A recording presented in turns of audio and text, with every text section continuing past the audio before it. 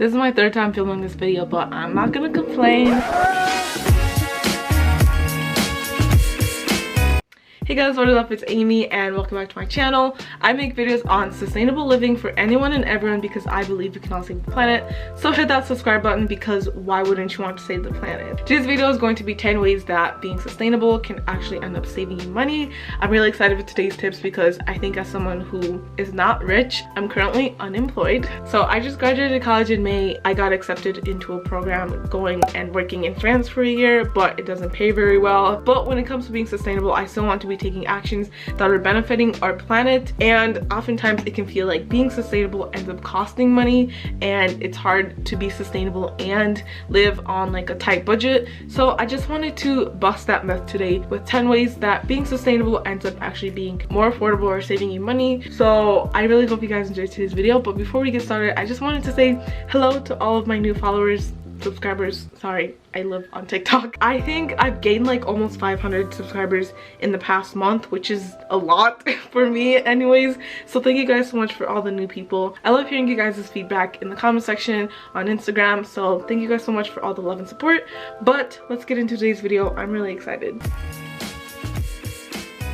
The first thing is super simple because it's 100% free, and it is not to buy things. Obviously, there are certain things that you have to buy. You need a place to live, you need food, you need water. Those kinds of things you obviously have to buy. If you want to buy movie tickets to go out and hang out with your friends, definitely buy that. Don't buy things that don't bring value into your life. This is basically minimalism. Having things in your life that bring you joy and bring you value and enrich your life rather than just crowding up your space. Let's face it, all those little things that you buy here and there whenever you go to Walmart or Target and you see like a little statue of an elephant, you buy it because you think it's cute, but in the end, like 2 weeks from now, are you really going to look at that purchase and be like, yes, that was money well spent? Probably not. You're probably going to be like, why did I buy that? Make sure that you plan out your shopping trips so that you know what you're going to buy and you're buying things that are going to enrich your life. And this is going to save you money, obviously, because then you're not going to be just buying random things that you sometimes can't even afford. Making sure you have a plan when you go shopping will allow you to stick to the list and to not buy things that you don't need and that are only going to bring clutter into your life. I got this system from Michelle B, but you basically have a spreadsheet that you keep track of things that you want to buy, and you also have a date on them, and you're not allowed to buy things until 2 weeks, or you can even do like a month has passed. So if you're like, you know what, I kind of want to buy Converse, you put it on the list. In a month's time, if you still want to buy that thing, then you're allowed to buy it. And at that point, then you've kind of thought about it and you've considered your options and you're deciding that yes, this is something that's going to bring value into my life. Something else that I got from the financial diet that's really helpful is, I don't remember how many times she says, I think maybe 5 times. So let's say there's a new blender and you're like, that's really cool, I kind of want that blender. Don't buy it right away. Wait to see if you end up feeling, man, I wish I had that blender 5 times in 1 month. Then when you buy it, then you know you're going to need it. Just being more intentional with your purchases is good for the planet, obviously, because there's less consumption that's going on, and then it's better for your wallet because you're not buying things that you don't need. That was a lot of talking for the first one, but I'm gonna try to make the rest of them relatively short, but I can't promise you that. And at first this was just one tip, but I ended up coming up with so many different ones. The first one is carpooling. If you go to the same school with someone and they live across the street, just drive together. This is just a great way to save on gas, obviously, and that means saving on money for gas. So this is just a great way to save the planet and save some money. I know we did this when I was in high school. My second tip when it comes to transportation is don't have a car. Maybe this is great for people who live in cities, especially living in a small town. It can be hard to go carless because it's so essential to get places, especially when it comes to grocery shopping, especially if you have a big family. So this is definitely not the tip for everyone, but if you're able to, if you have the life circumstances where you live in a big city with great public transportation, then consider going carless. I know when I lived in Minneapolis, I didn't have a car, mostly because I couldn't afford to park it on campus. Consider going carless because then you'll obviously save on like gas and carbon emissions, but you're also going to save on car payments and the other costs that come with having a car. And oftentimes in the city, traffic is so bad that having a car doesn't really make your commute any faster. My third tip when it comes to transportation is that when you're on vacation, consider walking or taking public transportation instead of Ubers. It is so much more helpful to just get like a weekly pass, or like however long you're going to be there, get a pass for the local like metro or bus line, because it's going to get you everywhere you need to go, especially if you're visiting a big city. Last summer I went to Barcelona and I got like a 3-day pass because I was there for 3 days, and I was able to like go to the beach, go to the Sagrada Familia. I was able to do everything in Barcelona with the bus pass. If I were to do that same trip but just use Ubers, that would have been so expensive. Walking around Barcelona was so much fun, and I definitely recommend walking more places. Even when you're at home, if you need to be somewhere and it's like a 15-minute walk, why would you need to spend money on gas just to like drive 5 minutes instead of just walking? I think it's kind of pointless. So walk more, or you can do those bikes. I know in big cities you can like rent bikes, and I think that's super cool also to do if you want to like get places faster. So those are just a couple of my tips when it comes to transportation being more affordable and sustainable. That was so much. Number 3 is eating more plant-based. This one's gonna be long too, isn't it? Oftentimes when people think about sustainable eating, when people think about vegans, they're like, oh my god, it's so expensive. No, it's not. Eating vegan is definitely not, or it shouldn't be more expensive. You can definitely make it more expensive, just like meat eaters can have more expensive and less expensive versions. Obviously, if you're going out and eating steak every night, that's going to be super expensive versus someone who just eats chicken and doesn't eat it very frequently. So if you choose to be on a vegan diet, you can definitely make it really affordable by just sticking to the basics and not having a lot of processed vegan versions of things like vegan cheese, vegan ice cream. Those can get really expensive. But if you just stick to the basics like beans and legumes, vegetables, fruits, a vegan diet can be really delicious without being super expensive. I know that my favorite thing to make that's vegan is pad thai. You just have some noodles, vegetables, sauce, so good, and super affordable to make. I've been able to live off of like $80 a month on groceries. I went to an expensive grocery store because that was all that was available to me. I would shop at Fresh Times, Target, and Trader Joe's because those were the closest places. I went to Aldi once, but it was just so far using the train. It was like 40 minutes total of transportation, and I had to take the train to get there, and I just, no, couldn't do it. Even with someone like me who didn't have access to Walmart when I was in college, I was still able to spend $80 a month on groceries and cook all of my meals. I don't really eat out that much, and when you eat out as a vegan, you don't really have a lot of choices, so you end up getting like french fries or salads, so that can be cost effective as well. I don't know if that's a positive, but it's definitely cost effective. So consider going on a vegan diet or cutting out meat as much as possible and other processed meats. It's also better for you, so in the long run, you're also just going to have a healthier body. All around, I think being vegan is a plus, or being as plant-based as you can be. Number 4 is a smaller living space.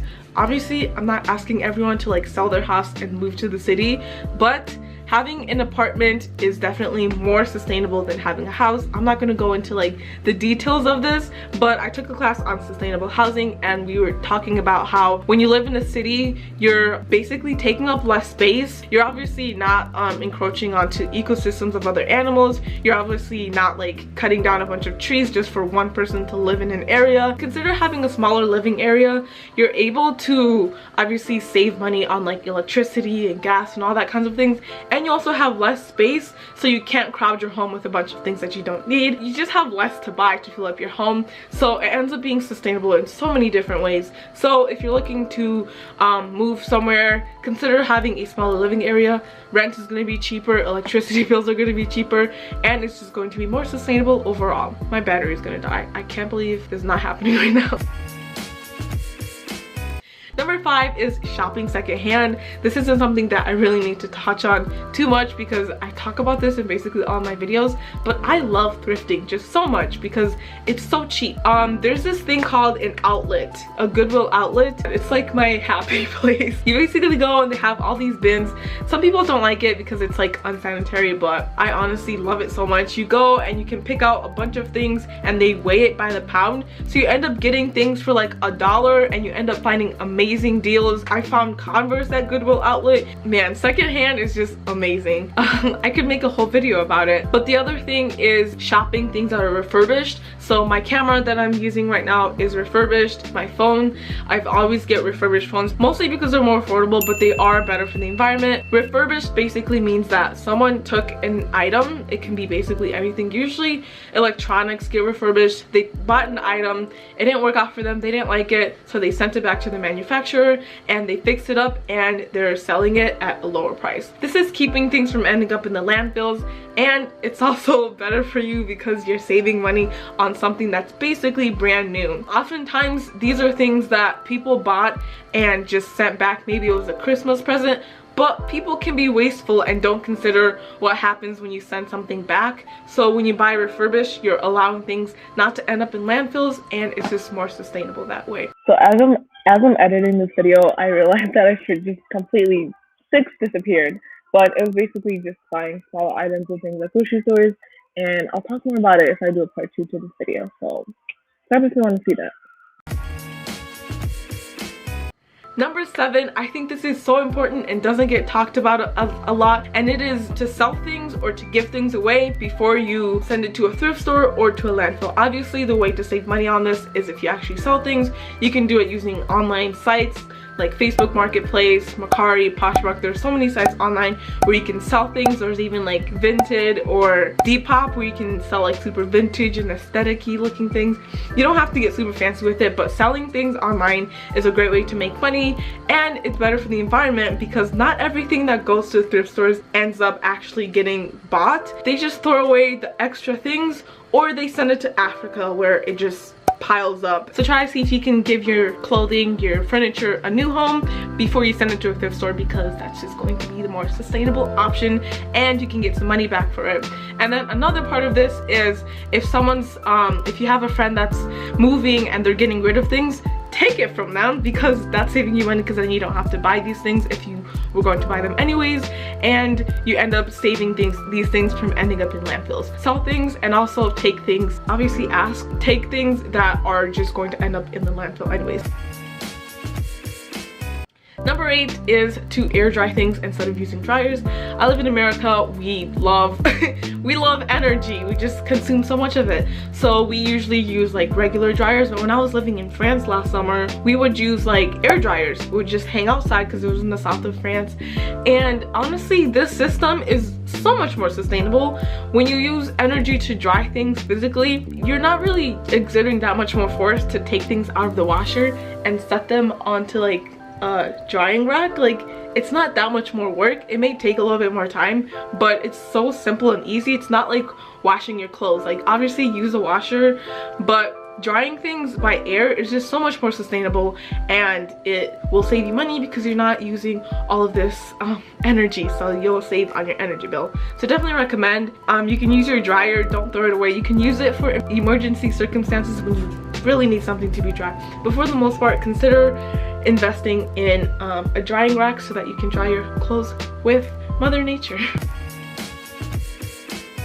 Number 9 is DIY cleaning supplies and simplified makeup. I keep squishing things together because there's literally so many things I wanted on this list, but making your own cleaning supplies is so easy. You can find so many recipes online. It's basically vinegar and then like baking soda, a lot of other things. When our sink was clogged, we used baking powder and hot water and vinegar to unclog it, and we didn't have to use like super toxic draining liquid. So there's so many things that you can use that are more natural. I don't want to say natural because natural is always better, but there are so many things that you can create your own DIY cleaning supplies that are going to use less packaging, are going to be more affordable, and are going to be less toxic, so therefore better for your health, better for the fish in the ocean. Always remember the fish. When you dump anything down the drain, that's going to end up in the oceans. Obviously, we do clean water before we dump it back into rivers, but not everything gets cleaned out of it. Always be sure to consider where the waste you are producing ends up. So if it's going to end up in the ocean, make sure that it's not going to harm the wildlife there. And then also on the point of makeup, this is my makeup collection. just this basket. It used to be so much. I used to have like a whole little organizer with makeup and it was overflowing, and I didn't use most of it. I had like 10 highlighters, a million eyeshadow palettes, and I literally didn't use many of them. And then I would keep buying more because I used to make makeup tutorials, but I would keep buying more to keep up with trends, like creating new makeup looks with new eyeshadow palettes, but in the end they just weren't serving a purpose in my life, and I got rid of most of them, and I just have a simple makeup collection now. And my makeup routine is also super simple. Simplifying your makeup routine and your makeup collection is just more sustainable. Obviously, you're not purchasing as many things. You're basically just consolidating everything into just the things that you use on a day-to-day basis, instead of having all this extra stuff that you buy, use once, and then throw it away, which is just very wasteful. And you're saving money, obviously, because you're not buying things that you aren't actually using. So the things that you put into your life are actually giving you value. There's also DIYs that you can do. You can also simplify your skincare routine, which can be really sustainable. Instead of having like 3 million skincare products, maybe just have like a face wash, a moisturizer, and like sunscreen. You can have super simple beauty routines that are going to save you money, obviously, because you have less things to buy, and are better for the planet, because less things to buy means less waste to produce.